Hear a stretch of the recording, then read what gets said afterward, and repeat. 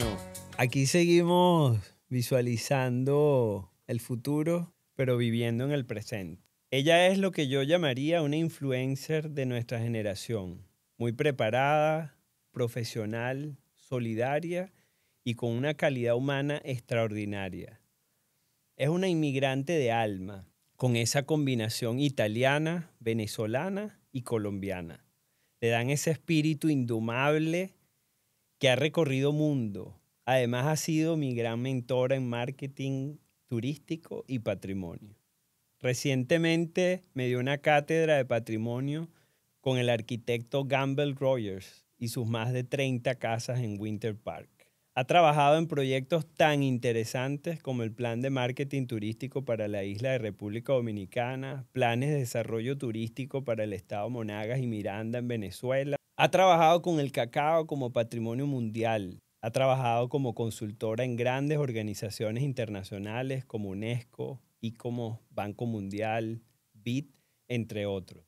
Trabaja de la mano con la consultora de Joseph Chia, en paz descanse, uno de los expertos en marca país, desarrollador de la campaña de mercadeo para las Olimpiadas de Barcelona 92 y planes de marketing para diferentes regiones en Latinoamérica.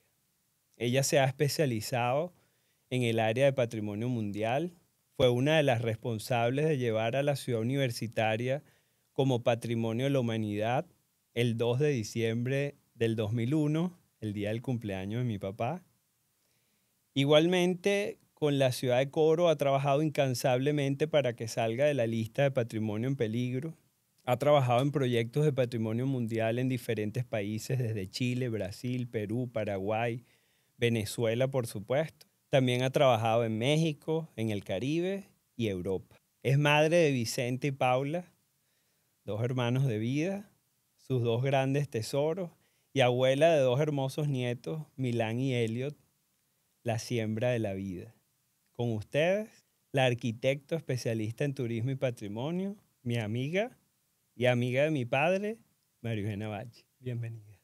Gracias, wow. Gracias por esa introducción. Bueno, Mariu, así te llamo de cariño. Bienvenida. Creo que eres una profesional venezolana, como bien lo leí, de una avanzada increíble. Y quisiera comenzar esta entrevista preguntándote de tu niñez. ¿Qué recuerdas de esos primeros momentos, de esa llegada a donde fue tu niñez? Bueno, yo siempre digo que mi niñez empezó en Maracaibo, aunque yo no había nacido todavía. Mis padres vivían en Maracaibo, mi papá trabajaba para las petroleras y yo fui concebida en Maracaibo. Por lo tanto, a veces reclamo mi nacionalidad maracucha. Pero no fue así porque mi mamá se fue a Medellín a dar a luz porque ya estaba su mamá. Entonces, eso me generó una transhumancia que yo conservo hasta ahora. O sea, de mi familia, yo soy la única que nací en Colombia.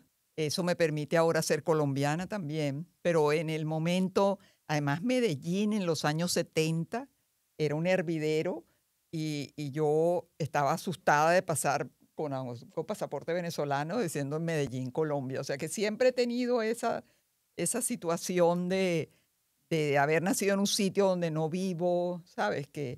Ujú. Que yo creo que parte de todo lo que yo he hecho en la vida ha sido ir de sitio en sitio y buscando cosas, pues. Qué interesante, porque ese es el origen de lo que es tu profesión y tu propósito de vida, ¿no? Lo que es la Exacto, vida. al final, pero empezó porque me llevaron a nacer a otra parte. Ujú.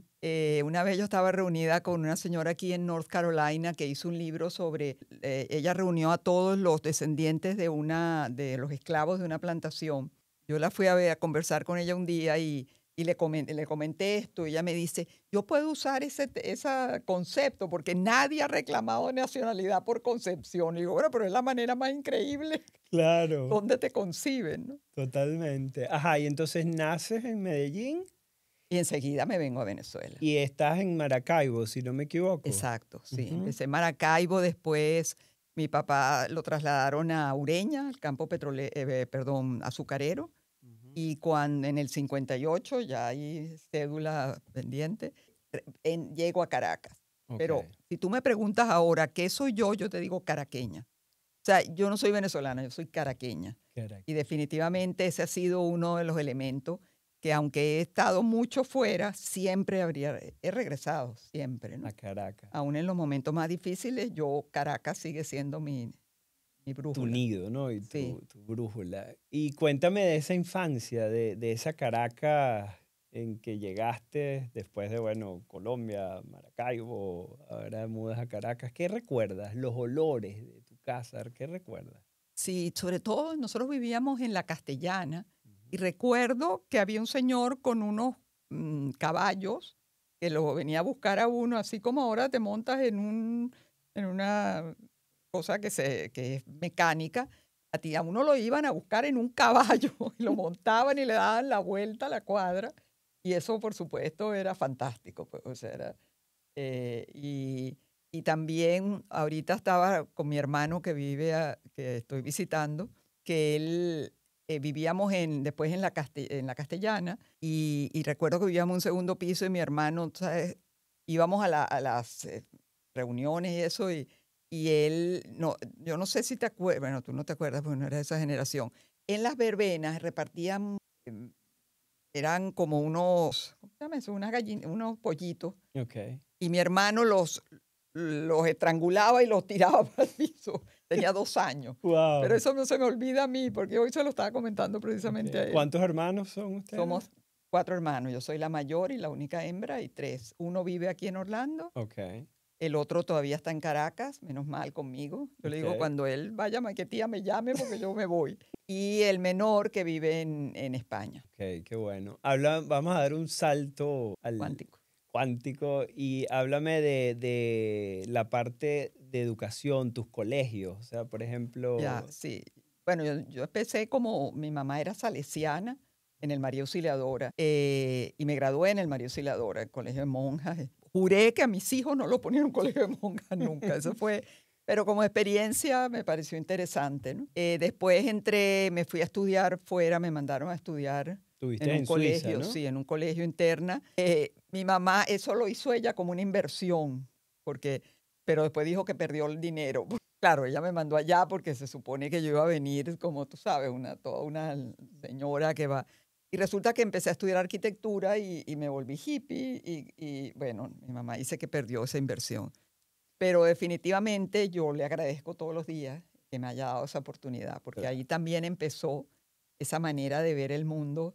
amplia, ¿no? Sí, yo creo que yo tenía una compañera una roommate, que es inglesa, y ella era una tipa súper espontánea. Y yo venía de una Venezuela donde las mujeres eran bien recatadas. Entonces, para mí me abrió el mundo, ¿no? Claro. Y ahí tiene que ver ese salto de ese viaje tuyo a Suiza con tu conexión con la arquitectura, Le No, nada que ver, Corbusier, no. ¿no? Simplemente querían que yo aprendiera inglés y me mandaron. O ¿Y sea, dónde viene esa conexión con la arquitectura? bueno, yo después quería estudiar diseño gráfico. Ok. Estaba empezandito la escuela Neumann en Caracas. Mm. Y me acuerdo que yo fui a hablar con el director y hablando con él me dice, mira, tú no quieres estudiar diseño gráfico, tú quieres estudiar arquitectura. Entonces ahí empecé a irme porque hay una parte en mí que la parte de diseño gráfico, la gráfica en general era muy importante, pero la parte social para mí era muy importante también. Y yo me acuerdo cuando yo estaba haciendo ya mi tesis sobre un sistema de escuela, yo fui a Perú y tuve una entrevista con un arquitecto allá. Y llegó un momento que él me dijo, mira, espérate, tú no quieres diseñar una escuela, tú quieres cambiar el sistema educativo.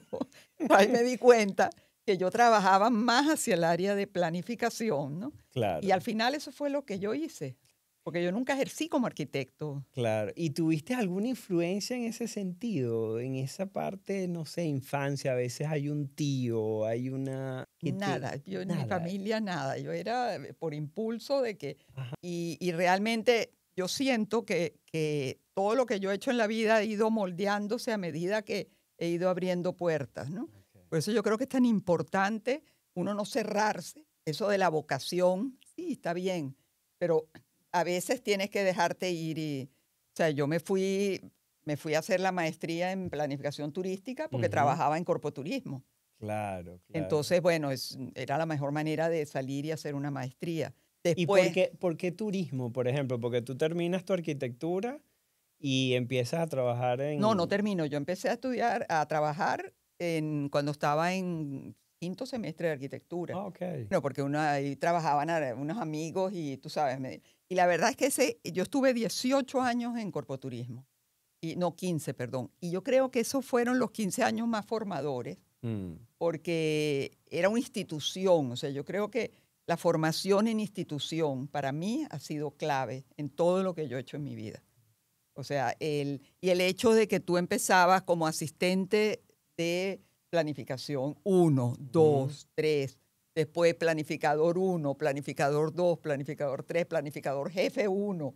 O sea, y te daban, me acuerdo, unos certificados de funcionario de carrera.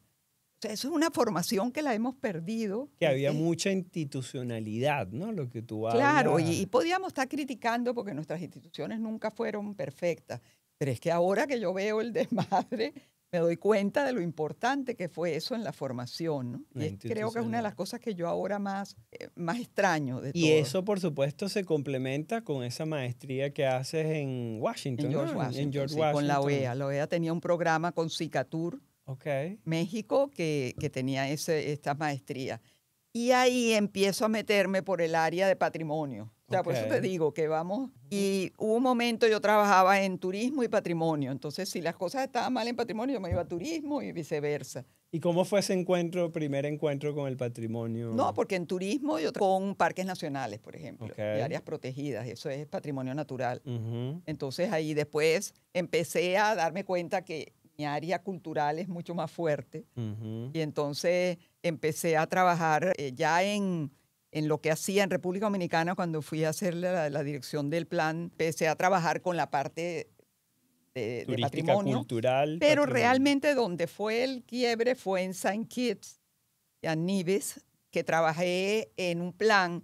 Era una islita que recorrías en 2 horas. Digo, pero ¿cuál es el atractivo turístico de esto? Y ellos ya habían salido de la producción de azúcar, pero tenían los windmills La y las chimenea, chimeneas y la... todo. Todo estaba ahí, pero no estaba en uso. Ok. Y yo empecé a verle que eso era un atractivo. Entonces ahí empecé a trabajar el patrimonio como atractivo turístico. Al final terminé también trabajando en patrimonio como patrimonio mundial, ¿no?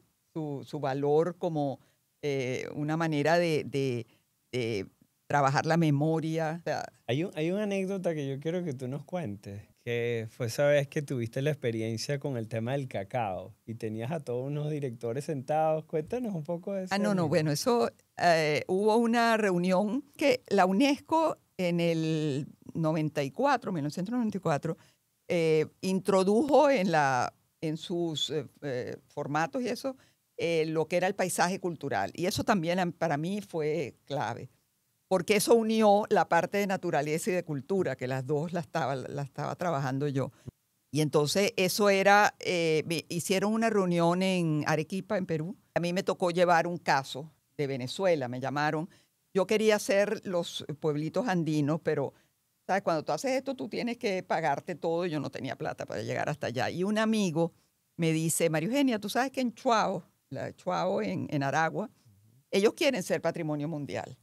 Y mira, y hay un señor y todo. Entonces yo, bueno, el que me lo dijo fue nuestro amigo Miguel, lo Miguel como un amigo Pérez, mío. un amigo que yo te robé, o sea, o que tú Sí, me sí. robaste. Un hijo, diría Un yo, hijo. porque yo le di clase a él en la Simón. Claro. Entonces, Miguel me dice esto y yo llevo el caso de la plantación de Chuao a y se me ocurrió llevarme cacao de Chuao y preguntarle a Vicenta, la señora, que cómo se preparaba el cacao. Y ella me explicó, yo me llevé todo.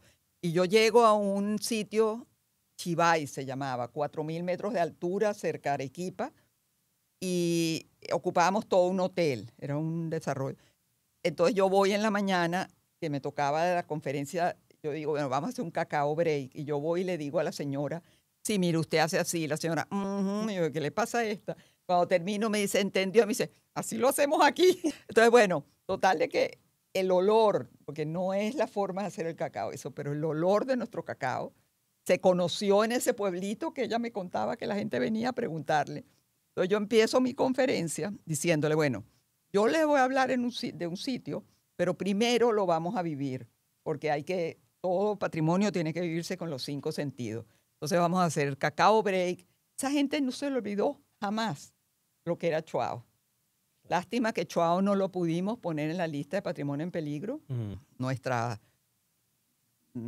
La instituciones, y yo porque fui, se trabaja mucho con los gobiernos. además que le llegué muy cerca, porque yo Mm. fui gerente ejecutiva del Instituto de Patrimonio Cultural. Claro. Y ahí metimos a Chuao en la lista de patrimonio nacional.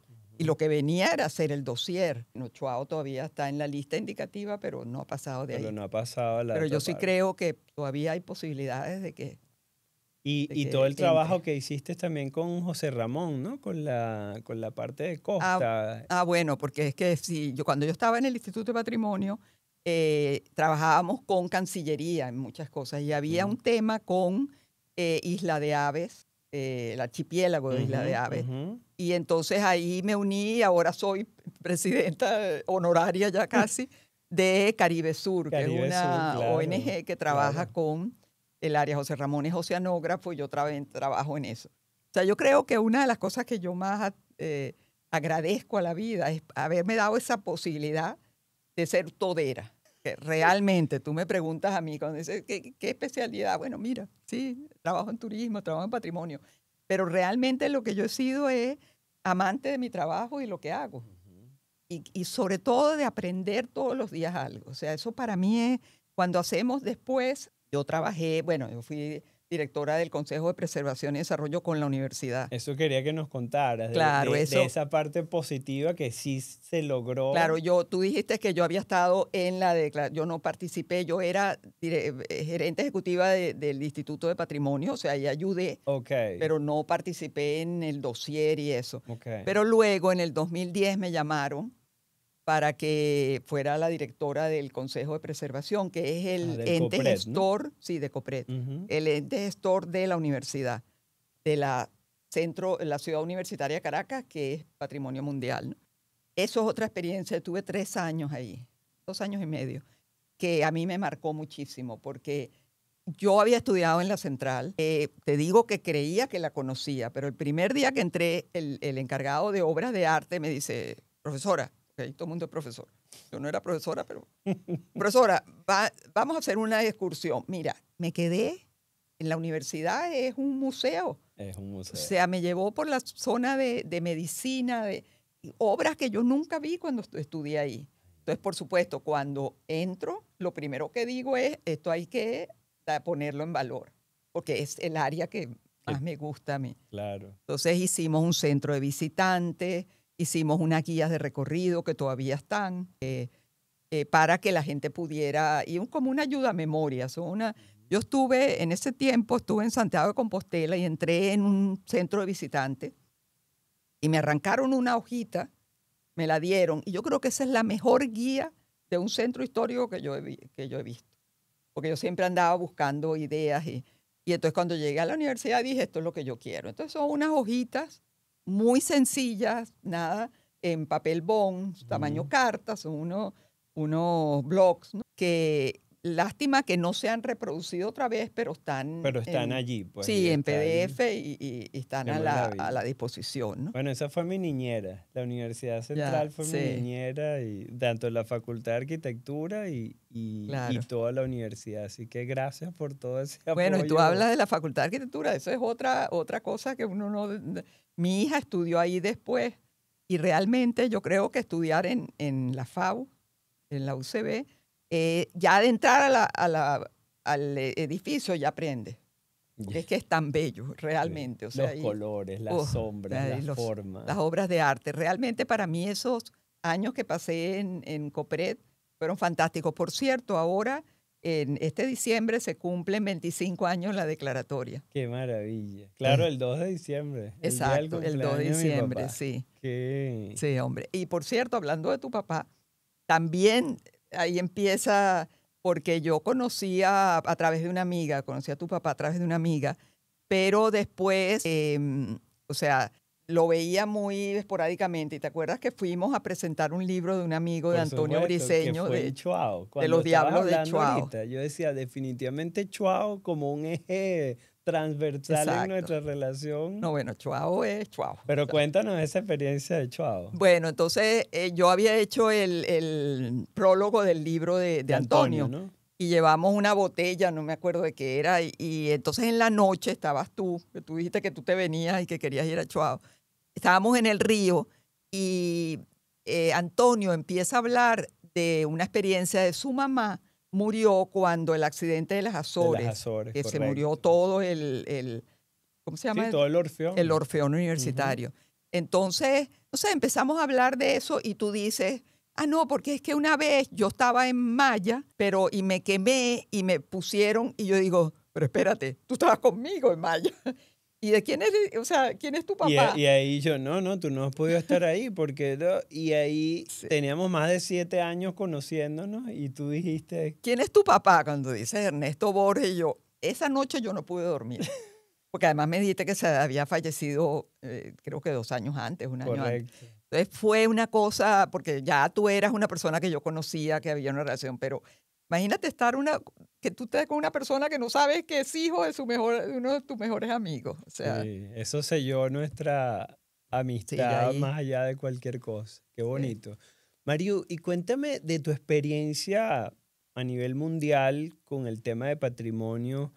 ¿Qué ha sido una de las cosas que más te han impactado con toda esta experiencia que tú has tenido? No me imagino la cantidad de países que conoces y sobre todo lo que tú dices, la relación con la gente. Ya. ¿Qué es lo que más te ha marcado de ese trabajo? Sí, hay el ICOMOS, que es un organismo técnico que asesora a UNESCO. Yo he tenido la suerte de trabajar con ellos como evaluadora de sitios de patrimonio. Y yo evalué Pampulha en Belo Horizonte Mm. y luego el sitio Burle Marx en Río de Janeiro. Oh, Y esos son experiencias extraordinarias porque tú llegas al sitio y tienes que evaluar lo que ellos han hecho y por qué. Pero claro, los brasileros, tú sabes, ellos son simpatiquísimos, entonces ya yo estoy acostumbrada, a mí me mandan a hacer las evaluaciones allá porque yo los conozco mucho y los respeto mucho. ujú, Y una de las cosas que da mucho gusto es ver cómo esos sitios se han mantenido. O sea, yo realmente creo en todo el sistema de patrimonio mundial, de todo lo de la UNESCO, solamente que ahora está un poco ha sufrido, ¿no? Por pues, todas estas cosas presupuestarias y todo, pero realmente yo sí creo que hay instituciones que son importantes, o sea, y vuelvo otra vez a las ujú. instituciones, o sea, Y es súper interesante lo que comentas, porque yo recuerdo que estando en el parque Terra do Flamengo de ahí en aterro. Río, Ujú, y yo me sentía en el Parque del Este y decía, claro, claro, si es la misma influencia del arquitecto trabajando en dos sitios geográficos diferentes, pero con claro. una misma influencia, fue increíble. Y qué bueno cuando comentas lo de las instituciones, porque estas instituciones a nivel cultural, con el tema de patrimonio, cómo se proyectan, y esa es otra de mis preguntas hacia ti, con la parte de marketing, de mercadeo Ah, turístico. sí, claro, ahí, Entonces ahí sale la experiencia con Joseph Chia y claro, todo lo que has claro. hecho. Mira, yo un día trabajaba en corpoturismo en la Torre Oeste y en unas librerías que había abajo veo un libro que se llama El mercado son personas. Yo lo tengo. Yo dije, oye, me lo compré. Después veo al tiempo otro que el mercado todavía son personas y yo, wow, conozco a una amiga, o sea, encuentro una amiga en Ecuador que me dice que hizo un curso con Joseph Chías. Yo, no, dame el teléfono, yo lo contacto. O sea, y yo contacté, yo le escribí a Joseph Chías y yo, porque para mí fue mi mentor Tu gran realmente. O sea, mentor. ¿por qué? Porque me enseñó que el marketing tiene corazón, son personas, y yo siento que eso es cada vez más importante, porque lo que hablábamos al venir, que yo siento que se está perdiendo esa fuerza que tiene el marketing para la venta de marcas, para la venta de ideas, y se está convirtiendo en una cosa que yo estoy hablando contigo, pero yo te estoy vendiendo la camisa que tengo, te estoy vendiendo el agua que estamos tomando. Siento que se está perdiendo eso. Entonces yo con Josep aprendí que se puede trabajar en marketing siendo arquitecto, que tú sabes que arquitecto, o trabajando en patrimonio, Ujú. Y tú puedes hacer cosas interesantes, ¿no? Utilizando las herramientas de marketing, pero con todo el respeto que se me requiere para el tema patrimonial. Yo con Josep trabajé en México. En México trabajé primero en Oaxaca con el plan de desarrollo y marketing y después en Puebla, que fue fantástico. Eh, Cuando estuve en el Instituto de Patrimonio lo trajimos a Venezuela, hicimos Claro, me una acuerdo tanto maravilla. porque yo estaba dando clases en la universidad y llevé a todos mis alumnos porque tú me Ah, invitaste y fue una experiencia sí, un extraordinaria. poco, una de las cosas que yo siento a veces que me siento, no sé si es triste la palabra, pero es que yo siento que uno ha ido sembrando, pero hay como una cosa atrás que va desbaratando lo que hemos hecho, porque en ese curso participaron todos los directores de los fondos de turismo. Y era hermoso, pero no pasó de ahí porque cambiaron la ley de turismo. Igual hicimos un manual de patrimonio cultural y turismo con la Universidad Simón Bolívar y, y Fondoturismo en ese momento. Te voy a contar una Eso. anécdota que se conecta con Ah, eso. Qué bonito cuando siembras esperanza. En ese curso participó una alumna mía y después, años más tarde, cuando yo trabajamos en la corporación de turismo en el estado Miranda, nos tocó ir a Yare y tuvimos una visita con el Mocho Zanoja, que era el sí, artesano en paz descanse, el artesano de las máscaras. Y cuando entré a su casa, pude ver que había un reconocimiento y era de esta alumna que yo le había dado clase, que le había dado un reconocimiento al Mocho Zanoja por toda su ya, trayectoria. Entonces dije, oye, mira cómo se siembra, ¿no? Todo lo que tú hiciste. sí, Ella participó con Joseph Chía, y mira cómo esto va tomando, tú sabes, sí. una... Yo siento que el pelo blanco, una de las cosas que me ha dado es esa, y a veces me critico yo misma porque digo, bueno, porque yo tengo esta necesidad de ver qué he sembrado. O sea, hay como una, porque cuando tú llegas a un momento y ves tu vida y ves qué es lo que ha pasado, o sea, tú dices, bueno, he hecho cosas, tú sabes, y cada vez, por lo menos esta entrevista para mí es una maravilla, porque es eso lo que uno busca, tú sabes, ver que uno lo que ha hecho ha tenido repercusión, ¿no? Y me pasa, no tanto como quisiera, pero sí me pasa, y es una alegría inmensa. Bueno, yo quisiera cerrar esta entrevista. Desafortunadamente el tiempo en cámaras es volando, Ya. pero yo voy a dejar algo aquí sobre la mesa, porque como nosotros en Debobu lo que hacemos es crear, inventar, entonces una de las cosas que a mí me encantaría es que tú pudieras ponerle on a tu cámara. ¿Por qué? Porque yo siento que voces como la tuya son importantes en todo lo que significa patrimonio, por supuesto turismo, y eso que tú explicas de la conexión que a mí me marcó. Yo tengo el libro autografiado por Joseph, que me Ujú, acuerdo que me dijo, Darío, pero te lo vas a leer, ¿no? Él era así muy fuerte. sí. Y definitivamente, una de las cosas en las cuales nosotros trabajamos, primer programa lo dije, nosotros es muy importante trabajar con las relaciones humanas, porque de ahí sale todo. Y de hecho, Ujú. este conversar, que como decían los griegos, es demos vueltas juntos, aprendamos juntos y sigamos adelante. Muchas gracias, Chévere. María. Gracias, Darío.